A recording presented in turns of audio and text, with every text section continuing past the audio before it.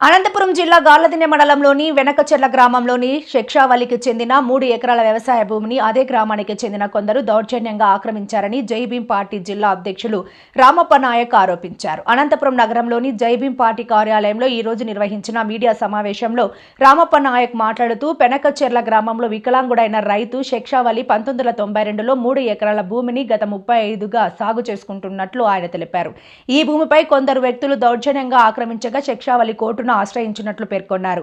2024 June నెల 18వ తేదీ శిక్షావళికి అనుకూలంగా కోర్టు తీర్పు వెలువరిస్తూ ఆ భూమిలోకి ప్రతిపాదులు ఎవరూ ప్రవేశించరాదన్న అనుకూల తీర్పు వచ్చినప్పటికీ ఆదినారాయణ, మల్లికార్జున, వెంకటేష్, ఉజ్జినప్పతో పాటు మారున ఆయుధాలతో దాడి చేసి బెదిరించారని శిక్షావళి చెందిన భూమిని దౌర్జన్యంగా ఆక్రమించి చెట్లు నాటినట్టు జైభీం పార్టీ జిల్లా అధ్యక్షుడు రామప్ప నాయక్ ఆరోపించారు. ఇప్పటికైనా గార్లదిన్నె మండల పోలీసులు జోక్యం చేసుకుని బాధితుడు శిక్షావళికి న్యాయం చేయాలని డిమాండ్ చేశారు. శిక్షావళికి చెందిన వ్యవసాయ భూమిలో ప్రత్యర్థులు చీని చెట్లు నాటి దౌర్జన్యంగా సాగు చేయడమే కాకుండా తనను భూమిలోకి వెళ్లకుండా చంపుతామని బెదిరిస్తున్నారని బాధితులు శిక్షావళి ఆవేదన వ్యక్తం చేశారు. అర్ధరాత్రి ఆడపడుచు సంచరించు స్వర్గం రానీయదు ఈనాటికి ఈ రాక్షస రాజ్యం. బలవంతుల రక్షణకే భక్షక భటవర్గం వెలివాడల కన్నీటికి కరగదులే ధన సామ్యం. ఇక తప్పదు ప్రతి ఒక్కడు ఒక ఉరుమై ఒక మెరుపై నిలవండో. మీ గుండెల డప్పు కొట్టి నిలదీస్తూ అడగండో. సృష్టించిన ఆ వంచన తల తెంచగ కదలండో. మీరు గెలవండో. ముందుగా అందరికీ నా ఉద్యమ జైభీం. నా పేరు ఆర్ రామప్ప నాయక్. నేను జైభీంరావు భారత పార్టీ మాజీ న్యాయమూర్తి, ప్రస్తుత హైకోర్టు న్యాయవాది అయినటువంటి జర శ్రావణ్ కుమార్ గారి సారథ్యంలో అనంతపురం జిల్లా అధ్యక్షులుగా పనిచేస్తా ఉన్నాను. అలాగే మేము గడప గడపకి మీ సమస్యల కోసం మేము వెళ్ళినప్పుడు ఏదైతే వెనకచెర్ల గ్రామానికి చెందినటువంటి శిక్షావళి ఉన్నారో వాళ్ళ గ్రామానికి కూడా వెళ్ళడం జరిగింది. వాళ్ళ గ్రామంలో ఏదైనా సమస్య ఉన్నాయని అడిగగా వాళ్ళు మా దగ్గరకు వచ్చి మాకు ఈ భూమి సమస్య ఉందని చెప్పడంతో ఇవాళ హఠాత్తుగా మీడియా సమావేశం ఏర్పాటు చేయడం జరిగింది. అందులో భాగంగా ఈ శిక్షావళికి 3 ఎకరాల 2 సెంట్లు భూమి ఉంది.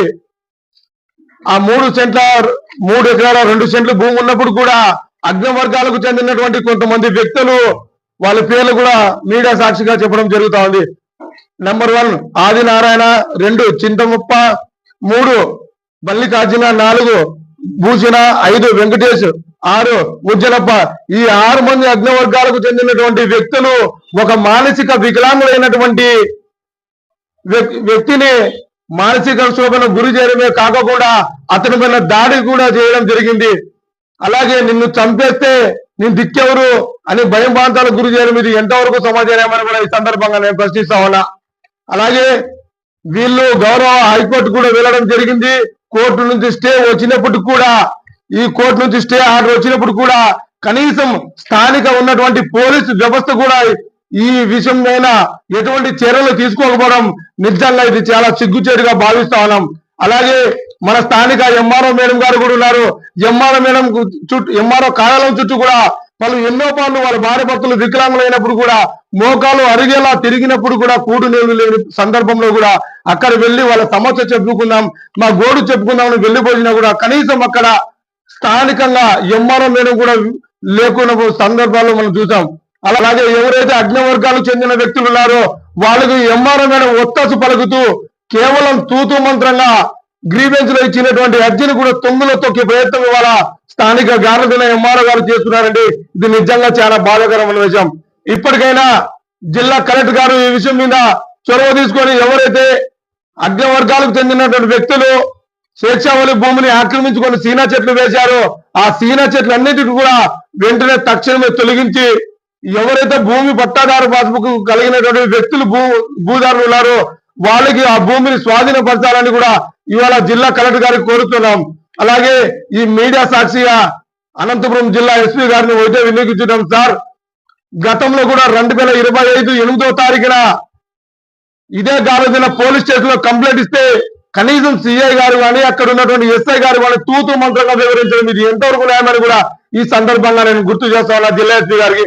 ఇప్పటికైనా జిల్లా ఎస్పీ గారు స్పందించి ఎవరైతే బాధితులు ఉన్నారో బాధితులకు ప్రోటోకాల్ ప్రకారం ప్రొటెక్షన్ ఇచ్చి అగ్రవర్గాలకు చెందినటువంటి వ్యక్తులు దౌర్జన్యంగా ఆక్రమించుకుని వాళ్ళ భూమిలో ఈ రకంగా గత 2 ఏళ్ల నుంచి సీనా చెట్లు వేసుకుని దౌర్జన్యంగా ఆక్రమించుకోవడం జరుగుతుంది.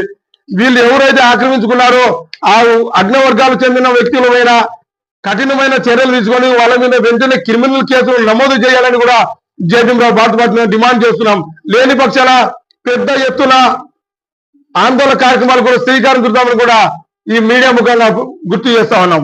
భిక్షావల్లి, మా తండ్రి పేరు అల్లబకాసు, భూషణ, చిత్తమరప్ప, మల్లికార్జున, ఆదినారాయణ, అర్జునప్ప, వెంకటేశు 6 మంది వాళ్ళ ముగ్గురు ఆక్రమించుకొని నేను కొర్రాను కంది అది తీసుకొని దాంట్లో పొలంలో బతుకుతా అంటే కాలు పోయిన దానికి వాళ్ళు ఎవరికన్నా చెప్పుకోకు చెట్లు పడిండే ఎంఆర్ఓను సర్వేర్ వచ్చింటే కూడా వాళ్ళు కొలుచుకోకుండా చెట్లన్నీ పడింటే చెట్లన్నీ బీకిచ్చే వరకు నేను కొలుచునేను బోరు పాటి కూడా పెట్టనని చెప్పినాడా.